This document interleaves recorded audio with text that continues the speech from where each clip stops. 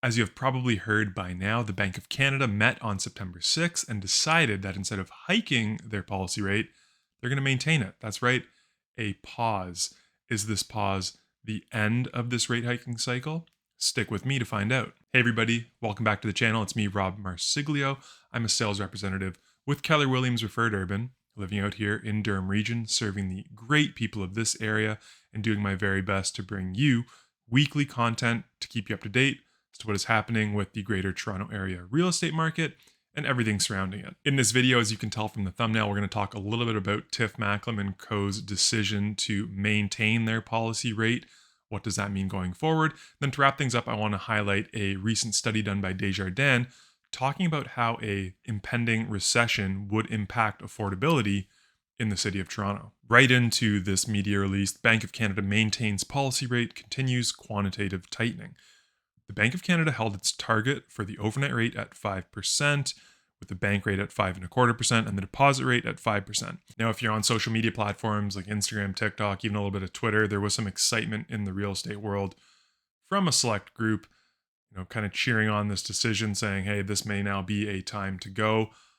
As always, I'm here to tell you to pump the brakes a little bit. Let's dive a little bit more into what was said in this press release and see if that gives us any indication as to what may happen in the future. So this is all copy and pasted from the source link at the bottom of the screen here. So it's not exactly in the order. There's a little bit more in the press release. Go check it out. I'll also link it in the description of the video. But recent CPA data indicates that inflationary pressures remain broad-based. After easing to 2.8% in June, CPI inflation moved up to 3.3% in July, averaging close to 3% in line with the bank's projection. With the recent increase in gasoline prices, CPI inflation is expected to be higher in the near term before easing again.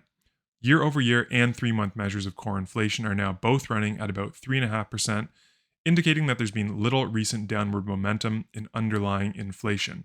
The longer high inflation persists, the greater risk that elevated inflation becomes entrenched, making it more difficult to restore price stability. That last sentence is big. The longer high inflation persists, the greater risk that elevated inflation becomes entrenched. That is not something that we want to happen. So next meeting comes at the end of October. In that time, they'll get a couple more inflation prints, some GDP prints. They'll be able to make a kind of more informed, data-driven decision as to what to do at the next meeting. Wrapping up this last paragraph, with recent evidence that excess demand in the economy is easing and given the lagged effects of monetary policy, Governing Council decided to hold the policy interest rate at 5% and continue to normalize the bank's balance sheet. However, Governing Council remains concerned about the persistence of underlying inflationary pressures and is prepared to increase the policy rate further if needed. Again, what I'm reading here is, yes, we have paused rates, but do not expect this to be the end of it. We are more than willing to hike again in the near future, depending on what the data tells us between now and the next meeting. How will the Bank of Canada's decision to maintain their policy rate affect prices in the Greater Toronto Area? We'll try and answer that question by looking at this chart here. Red line being 2022, black line being 2023 to date. And I've highlighted kind of some key dates: when hikes started, when the pause happened, when hikes resumed. And again, we have another pause now here in September. So you can see that first hike, March 2022, and the market reacted. Prices fell off until August, and really hovered in about a $50,000 band between August 2022 and January 2023. We saw a bit of seasonal growth in prices, I'd say, from January to March. The Bank of Canada announced that hikes were going to be paused. I think people took that as the end of a rate hiking cycle. Again, we saw prices jump from January to May by $270,000 thereabouts, the median sale price of a freehold property, all the way to May. Hikes resumed in June, and the market responded right away, falling off 120 grand, the median sale price, into August. I think the Bank of Canada's more hawkish tone in that press release that we read is maybe trying to inform consumers that this is probably not the end. Like, we are willing to hike next month. Don't go make any decisions based on, rates will be here for the foreseeable future or rate cuts are around the corner.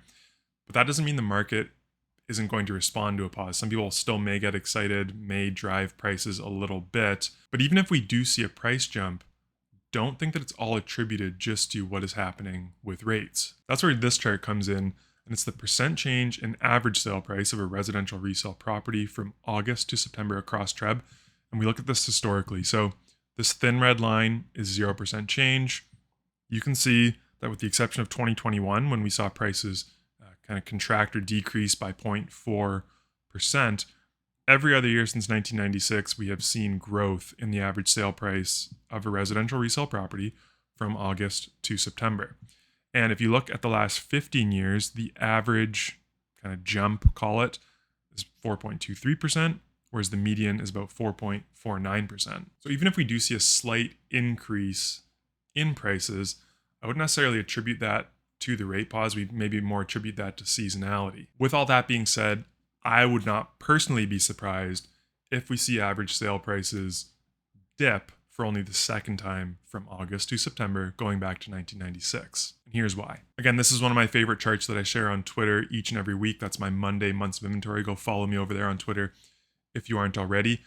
But you can see that months of inventory, so again, active listings divided by the rate of sales, is still increasing across all of our markets. I mean, Durham region's relatively flat. The Toronto freehold market saw maybe a little bit of a fall off in 1 week's worth of data, but the general trend is definitely still up. The big driver for that increase in months of inventory this year is that the 30-day rate of sales continues to fall off. Again, last year, rate of sales increased really through August in a few of the kind of peripheral markets outside of the 416.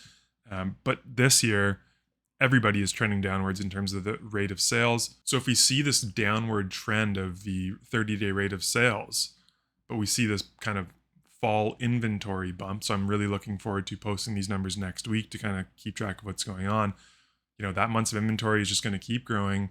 Months of inventory going up equates to prices going downwards, just based on simple supply and demand. So again, I'm not going to go all Bank of Canada and give you forward guidance here as to what exactly is going to happen with the market, but if I had to bet everything I had on what our price is going to do, I would still say probably a downward move from August to September. Now, just because I feel like prices are going to move downwards, and maybe it's not going to happen this month, but over the long run, it doesn't mean that affordability conditions will truly be affordable. And that's what I want to wrap this video up with, is this study that was put out by Desjardins. Kind of cool. I want to go over the summary with you. I'll link the full report down in the description so you can go dive into the numbers a little bit more, but let's read through the summary of this Desjardins affordability study. How low can prices go in TO? Even a severe recession likely won't make housing affordable in Toronto. After years of being priced out of the market, many prospective Toronto homebuyers now sense an opening with a recession looming. But even in the direst of economic scenarios, we don't see affordability returning to Canada's largest city anytime soon. And here, table 1 are the scenarios that Desjardins is outlining. Let's jump into their worst case scenario, which is this 90s style recession and strong construction happening. Our worst case scenario is a 90s style recession that would drive average Toronto home values $185,000 or 16% below current levels by the end of next year. So current levels being 1.15 million. By Q4 2024, they're saying it would get down to $970,000. And then by Q4 of 2025, the average home price in Toronto would be $810,000. Even if this improbable outcome were to materialize within the next 3 years, it would only bring Toronto's home price to per capita disposable income ratio back to still stretched late 2015 levels. And that's in graph 1, which I'll show you here. So back in 2015, we can kind of see that it was roughly a 15x multiple on your income in order to afford a home. At the very peak back in February, we got over 25x the income of an individual. And here's all of their cases laid out in a line chart. And you're saying, great, bring on those 2015 prices. Let's get back closer to affordability. Such a significant price decline could likely only come at a massive economic and social cost. Compared to our base case Ontario forecast, a 90s style recession would result in a more than $35 billion reduction in employment income and almost 500,000 total job losses by Q4 of 2025. They also cover a more bullish house price trajectory, saying it's also possible, and their most optimistic scenario for current homeowners sees persistently strong population growth and limited numbers of new listings, lifting prices above the February 2022 peak by early 2025. In reality, what is actually going to happen is probably somewhere in between their best case and their worst case scenario. I'd say kind of closer to their worst case is a little more likely given affordability conditions right now, but I want to know in the comments below, What do you think is more likely? And what do you think home prices will be like by Q4 2025? Like Desjardins said, getting back to $810,000 as the average price point of a home in Toronto is still stretching people. That's only getting back to 2015 price levels. I want to show you what CMHC says is truly affordable based on a study that they've done that, again, I've also linked down in the description of this video. Bottom line, here are their two scenarios for targeting affordability. And again, this is based on a percentage, your house costs based on the average price levels to the average income.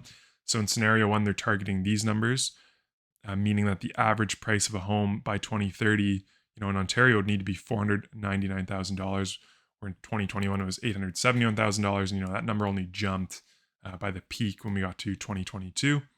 And then in scenario two, they just run everybody at this 40% affordability level, and you can see what prices will have to do by 2030 to get really back to affordable levels. So you tell me one more time in the comments below, is getting back to affordable housing in Ontario just a pipe dream? Is it going to happen? Is it going to be way too much pain to go through as a society to get back there? Just what are you thinking? What are you feeling about the market right now? Apologies if this video was a little more kind of doomer than usual. It's never my intention. I just kind of want to show the struggle that people have and just kind of truly how unaffordable housing is in this country, in this province, and what a problem that is. If we can't have affordable housing and we are depending on people to come into this country to help us grow our economy, put two and two together, it just doesn't work out for the model that we are trying to run here. As always, I appreciate you sticking with me to the very end of this video. I look forward to speaking with you all again next week. Until then, please stay safe and cheers. Hey there, I really appreciate you watching this video all the way to the end. If you enjoyed it, I've got another video for you right here on the screen. And, while you're here, maybe just click on my face, subscribe to. I don't want you to miss anything going forward.